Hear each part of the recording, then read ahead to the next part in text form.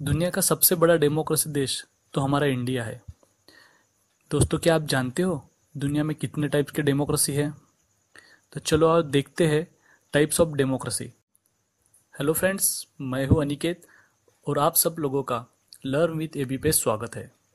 तो दोस्तों, आज हम देखेंगे टाइप्स ऑफ डेमोक्रेसी। लोकशाही के कितने प्रकार है।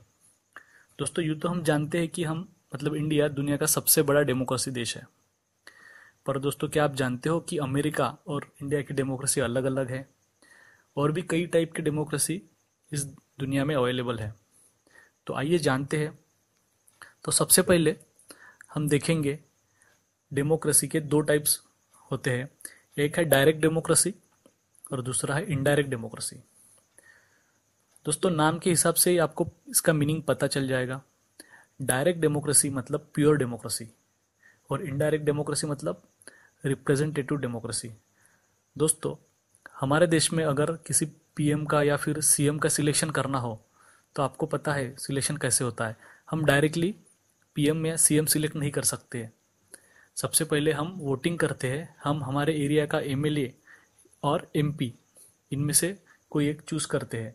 अगर हमें पीएम चुनना है तो हम एमपी को वोट करते हैं और जब हम एमएलए के इलेक्शन में वोट करते हैं तब इनडायरेक्टली जाके चीफ मिनिस्टर का चुनाव होता है। तो दोस्तों, हम डायरेक्टली हमारे देश में पीएम या फिर जो भी स्टेट के चीफ मिनिस्टर्स होते हैं हम उन्हें वोट नहीं कर सकते। पर दोस्तों, कुछ देश ऐसे हैं जहाँ पे लोग यानी कि जनता डायरेक्टली वोट कर सकते हैं। जी हाँ दोस्तों, इस डायरेक्ट डेमोक्रेसी का मतलब ही यही है। यहाँ पे यहाँ के लोग यहाँ की जनता अगर कोई नया कानून लाना है देश में या फिर कुछ चेंज करना है, कोई नया बिल पास करना है तो ये लोग डायरेक्टली वोट कर सकते हैं।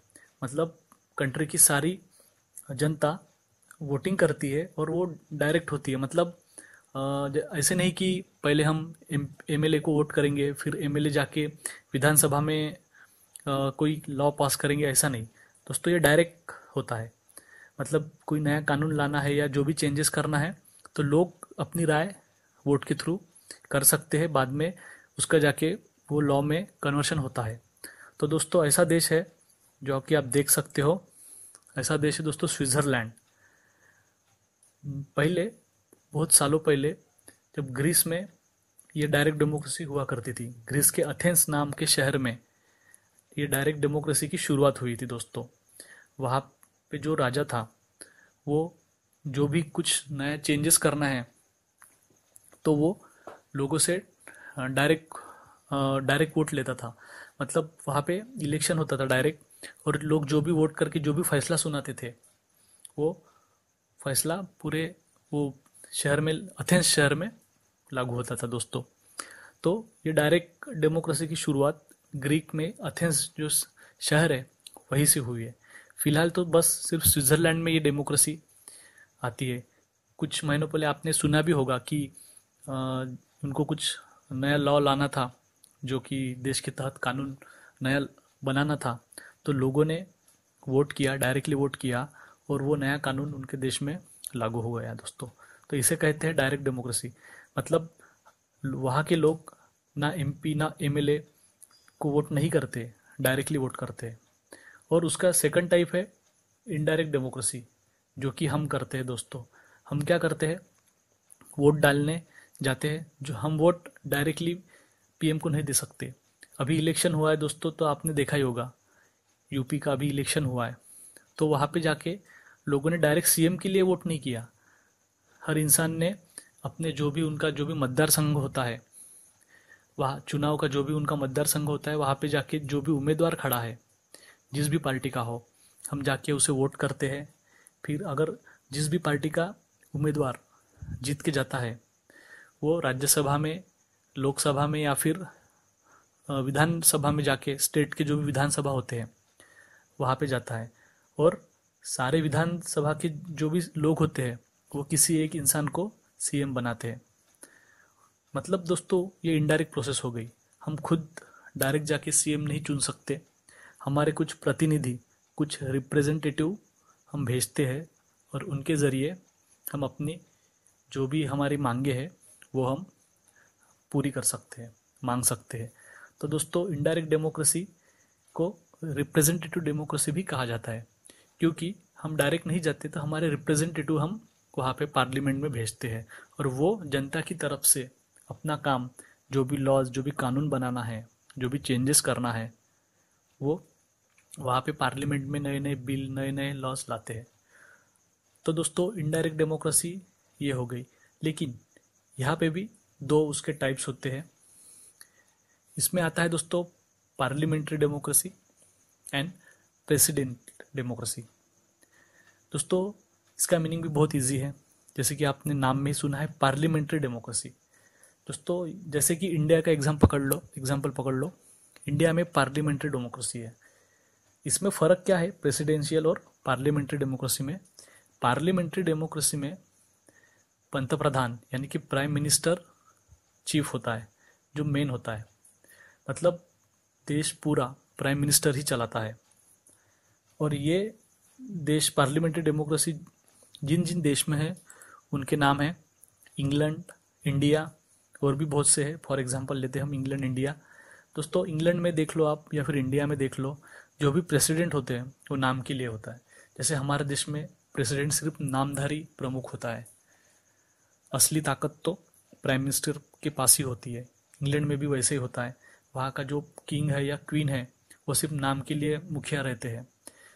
सारी ताकत, पूरा देश तो सिर्फ प्राइम मिनिस्टर ही चलाता है दोस्तों। और ये पार्लियामेंट्री डेमोक्रेसी की ये खासियत है दोस्तों। अब बचती है प्रेसिडेंट्री डेमोक्रेसी। जैसे कि जिस देश में प्रेसिडेंट यानी कि राष्ट्रपति मेन होता है, उसके हाथ में पूरा देश का कारभार होता है दोस्तों, उस डेमोक्रेसी को पार्लियामेंट्री डेमोक्रेसी कहते हैं। जैसे कि फॉर एग्जांपल आप देख सकते हो यूएसए, मतलब अमेरिका या फिर कनाडा।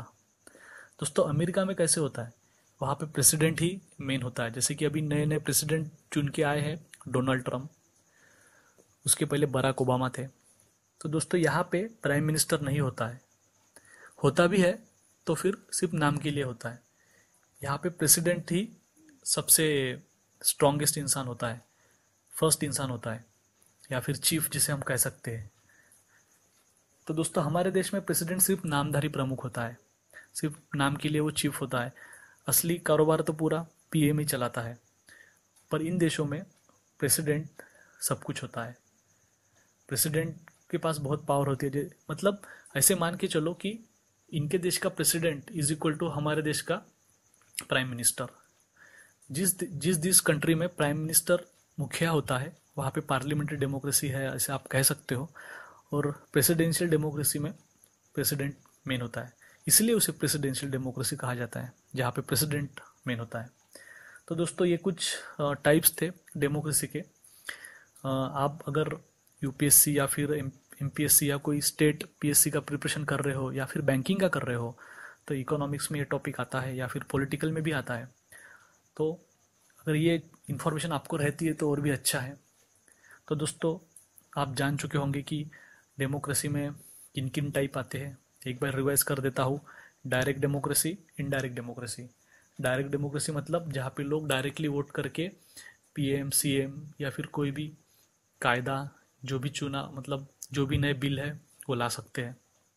इनडायरेक्ट डेमोक्रेसी में हम अपना रिप्रेजेंटेटिव भेजते हैं पार्लियामेंट में और वो जाके वहाँ पे हमारी मांगे रखता है, उसे हम इनडायरेक्टली डेमोक्रेसी कहते हैं, इनडायरेक्ट डेमोक्रेसी कहते हैं। उसके दो टाइप है, parliamentary democracy and presidential democracy. India में पार्लियामेंट्री डेमोक्रेसी है जहाँ पे प्राइम मिनिस्टर मुखिया होता है। अमेरिका में, कनाडा में प्रेसिडेंशियल डेमोक्रेसी है जहाँ पे प्रेसिडेंट मुखिया होता है। तो दोस्तों मुझे ऐसा लगता है कि काफ़ी हद तक आपका ये टॉपिक क्लियर हो चुका है। थैंक्स फॉर वॉचिंग दोस्तों। अगर ये वीडियोस आपको अच्छा लगा तो प्लीज़ लाइक कीजिए, शेयर कीजिए और लर्न विथ एबी ये मेरा चैनल सब्सक्राइब कीजिए, ताकि आगे भी मैं आपको एजुकेशनल वीडियो डाल सकूं और मेरे डाले हुए वीडियो आपको मिलते रहे। दोस्तों आप अगर चाहते हो कि मैं किसी पर्टिकुलर एजुकेशनल टॉपिक पे वीडियो बनाऊं तो प्लीज़ कमेंट में लिखिएगा कि इस टॉपिक पे वीडियो आपको चाहिए। मैं मेरी पूरी कोशिश करूँगा उसी टॉपिक पे बहुत इजी एंड बहुत क्लीन वीडियो बनाने का। ये वीडियो कैसे लगा प्लीज़ हमें कमेंट में लिखना ना भूलिएगा। आपका सपोर्ट, आपका प्यार बहुत ज़रूरी है दोस्तों। Thank you.